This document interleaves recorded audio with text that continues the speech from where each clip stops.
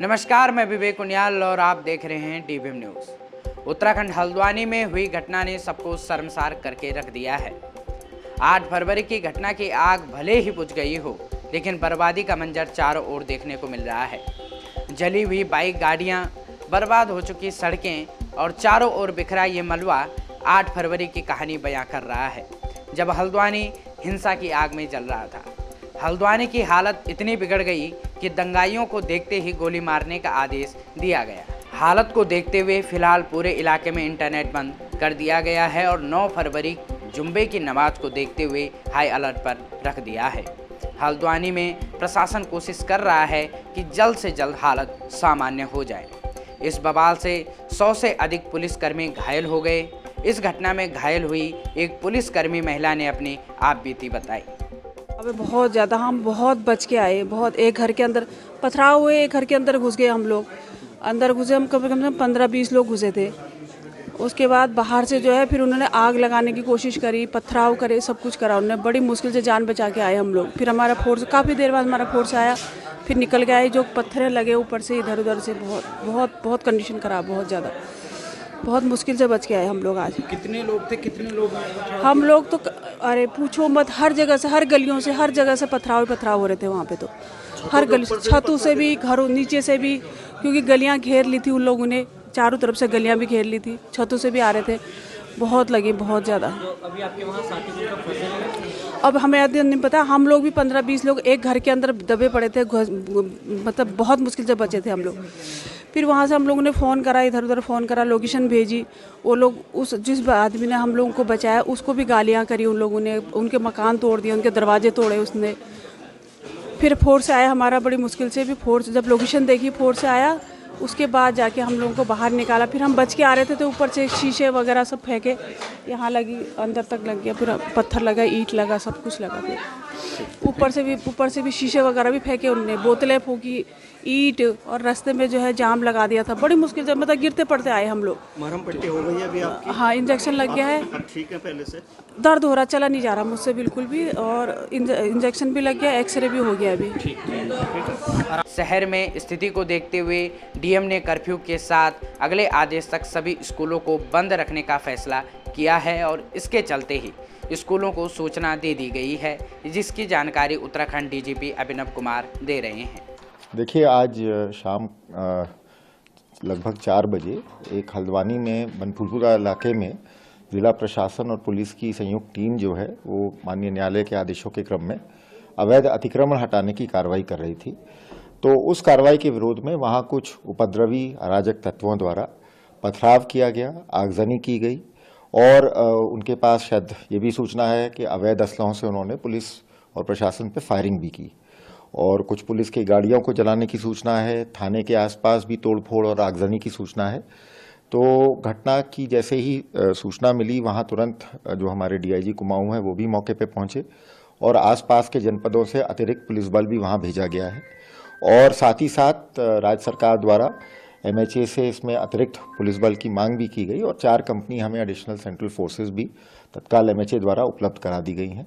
और इस घटना की गंभीरता को देखते हुए माननीय मुख्यमंत्री जी द्वारा अपने आवास पर थोड़ी देर पहले एक आपातकालीन बैठक बुलाई गई। उस बैठक में माननीय मुख्यमंत्री जी की अध्यक्षता में मुख्य सचिव महोदय, मैं, हमारे एडीजी लॉ एंड ऑर्डर और सूचना निदेशक, हम सभी लोग वहाँ थे और स्थिति का जायज़ा लिया गया और अभी फ़िलहाल स्थिति वहाँ पे नियंत्रण में है। जो जानकारी मुझे अभी तक मिली है, कई संख्या में जो पुलिसकर्मी और प्रशासन के लोग चोटिल हुए हैं, उनको वहाँ स्थानीय अस्पतालों में दाखिला कराया गया है। फिलहाल किसी कैजुअल्टी की सूचना नहीं है। स्थिति जहाँ तक मेरी जानकारी है तनावपूर्ण है पर नियंत्रण में है और हम लोग के पास इस पूरे घटनाक्रम की डिटेल अलग अलग जगह पे जो इसमें उपद्रव किया गया है उसकी सारी फुटेज है और आने वाले इस घटना को माननीय मुख्यमंत्री जी द्वारा, राज्य सरकार द्वारा बहुत गंभीरता से लिया गया है और आने वाले दिनों में जो भी उपद्रवी तत्व इस घटना के पीछे थे उनको चिन्हित किया जाएगा और उनके खिलाफ सख्त से सख्त कार्रवाई की जाएगी। सूचना के मुताबिक सारा बवाल मदरसा व नमाज स्थल के खिलाफ नगर निगम की कार्रवाई के बाद हुआ। प्रशासन के मुताबिक मदरसा अवैध था और 30 जनवरी को नगर निगम ने इसे ढहाने का नोटिस दिया था। 3 एकड़ जमीन पर नगर निगम पहले से ही कब्जा ले लिया था। मदरसा व नमाज स्थल पहले से ही सील कर दिए गए थे और मदरसा चलाने वाली संस्था उत्तराखंड हाई कोर्ट गई थी, लेकिन कोर्ट ने उनकी याचिका रद्द कर दी। मसलन इसके बाद 8 फरवरी 1 बजे को मदरसा व नमाज स्थल को गिराने की कार्रवाई शुरू की गई, जिसके कारण हिंसा भड़क गई और इस पूरे मामले की वीडियो रिकॉर्डिंग के आधार पर पुलिस दंगाइयों की धरपकड़ में लगी हुई है। वहीं मुख्यमंत्री पुष्कर धामी ने इस घटना को लेकर हाई लेवल मीटिंग कर सख्त से सख्त कार्रवाई के आदेश दिए हैं। इस पर नैनीताल डीएम वंदना सिंह ने मीडिया के सामने आकर इस पूरे वाकये पर क्या कहा, आइए सुनते हैं। 15-20 दिन से हल्द्वानी के अलग अलग क्षेत्रों में और उससे पहले से भी माननीय उच्च न्यायालय के आदेश के बाद भी अतिक्रमण पर कार्रवाइयां हुई हैं। अन्य जो स्टेट गवर्नमेंट के द्वारा भी जो है सरकारी भूमि पर अवैध अतिक्रमण को हटाए जाने के संबंध में जिला स्तर पर टास्क फोर्स गठित करी गई है। सरकारी संपत्तियों की सुरक्षा के दिशा निर्देश दिए गए हैं। सरकारी संपत्तियों की जीआईएस मैपिंग करी जा रही है। जो कब्जे हैं उनको हटाया जा रहा है। जो सरकारी परिसंपत्तियां हैं उनको सुरक्षित करने हेतु अधिकारियों के उत्तरदायित्व निर्धारित करे जा रहे हैं। आपके मीडिया के द्वारा इसको समय समय पर रिपोर्ट भी करा गया है। पिछले 15-20 दिनों से एक ड्राइव हल्द्वानी क्षेत्र में नगर निगम की परिसंपत्तियों के संबंध में चला। शहर के जो चौराहे हैं, सड़कें हैं, ट्रैफिक कंजेशन से मुक्ति दिलाने के संबंध में उनके चौड़ीकरण की एक्टिविटी भी चली। सभी जगह विधिक रूप से प्रक्रिया पूर्ण करते हुए सभी को नोटिस दिए गए, सुनवाई के अवसर दिए गए। सुनवाई समिति ने करके प्रत्येक व्यक्ति को एक एक करके सुना और सबका निस्तारण किया। निस्तारण करने के बाद कुछ लोग माननीय उच्च न्यायालय में भी अप्रोच किया। कुछ लोगों ने, कुछ को समय मिला, कुछ को नहीं मिला। जहां पर समय नहीं मिला वहां डिमोलिशन ड्राइव भी नगर निगम, पीडब्ल्यूडी और अन्य विभागों के माध्यम से अपनी अपनी परिसंपत्तियों पर टेकअप करी गई। काफी लंबे समय से हल्द्वानी के अंतर्गत सरकारी परिसंपत्तियों को अलग अलग क्षेत्रों में बचाने का, सुरक्षित करने का, अतिक्रमण मुक्त कराने का अभियान चल रहा है। उसी के क्रम में इस प्रॉपर्टी पर, जो कि खाली प्रॉपर्टी है, जिसमें 2 स्ट्रक्चर्स हैं जो कहीं पर भी ना तो किसी धार्मिक संरचना के रूप में रजिस्टर्ड हैं, ना ही किसी प्रकार से मान्यता प्राप्त है।